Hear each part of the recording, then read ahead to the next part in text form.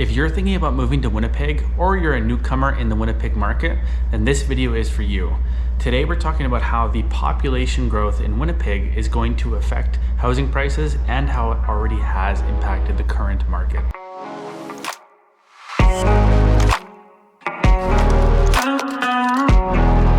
First things first, why does population growth impact housing prices? So it's pretty straightforward. As more people move to a city, the demand for a house goes up, and due to supply and demand, it as a regular economic function. Now, the higher demand impacts everybody from a first-time home buyer to seasoned investors who are looking for their next property. So how is this playing out in Winnipeg? Well, Winnipeg is actually seeing significant population growth. According to recent data, Winnipeg's population growth is actually around 1.23% per year since 2016. That's greater than Toronto, Vancouver, and Montreal. So this influx of people is due to a multitude of factors, but it includes economic opportunities, both for people trying to look for jobs and people that are looking to start small businesses or take over existing ones. Quality of life, such as affordable housing. Winnipeg is one of the last remaining cities in Canada, in my opinion, that still has affordable housing for the average day person who's working an average job or an average couple who's working 2 average jobs. Immigration has been a huge part of Winnipeg's population growth, both in bringing in new families and new hardworking individuals. Okay, so what does this all mean for housing prices specifically in Winnipeg? Well, typically, a regular housing cycle, when you have an increase of demand, you increase the supply. And traditionally, that's how housing was built in Canada and also specifically in Winnipeg. The problem is that recently we've encountered a dilemma where our demand has spiked and our supply has actually plummeted.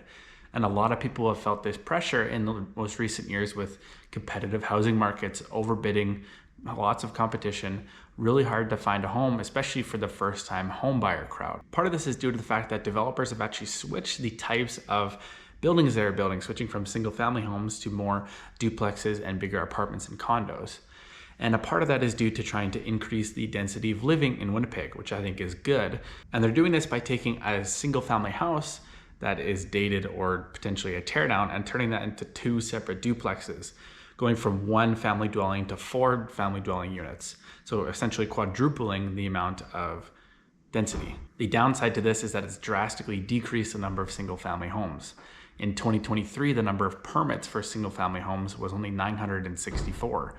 And from what I could find on data available to the public, this was the lowest amount of permits pulled in the last 20 years for a single year. This was also down 25% from 2022, which was also a historically low year. And so the biggest concern with all of this is that with high population growth and really low supply of houses coming, it's actually a big lag effect that we won't really feel the full force of until 18 to 20 years when that population growth is starting to buy homes. And so if we look at the largest demographic of first-time home buyers, for example, that's in the 25 to 29 age range here in Winnipeg. And so currently in Winnipeg, that's about 55,000 people, okay? And so not including immigrants, if you just look at those 55,000 people, assuming maybe half of them don't have a home already, that's a lot of people that are competing for those 964 homes. On top of that, a lot of those homes aren't built for those 55,000 people. And so now you've got a large pool of people competing for a very finite amount of homes. And I know a lot of you are thinking, well, what about people that are reselling homes? Well, the problem is when somebody resells, usually in cases where they're not moving out of province, they're buying back in. So the net amount of new homes in that scenario is 0. And so this is where if you are a first-time home buyer or you are shopping in the market currently, you will be feeling the pressure of this huge demand that's going after a very small finance supply. So as a potential home buyer, how do you overcome these obstacles? Well, I have a couple of tips that I think will be very helpful in the upcoming market as well as over the upcoming years. So the first one, and I think this is a little bit controversial because not a lot of people are going to recommend this, but I think becoming a do-it-yourself type of person is going to be really beneficial down the road because becoming a do-it-yourself type of person allows you to buy a property that isn't as fixed up and will actually decrease the amount of competition over that property. Generally, people don't want to do work to a property once they buy it, but it also allows you to purchase at a lower purchase price.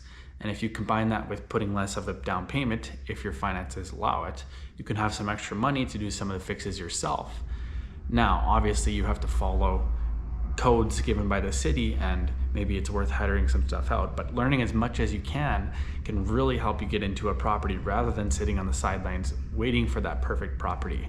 It's almost like you have to take the opportunity and create the vision that you want for a house rather than having somebody else create it for you and paying a premium for that product. And so on the same time, you need to understand your limitations, right? There's a difference between needing to paint a house and needing to do foundation repairs.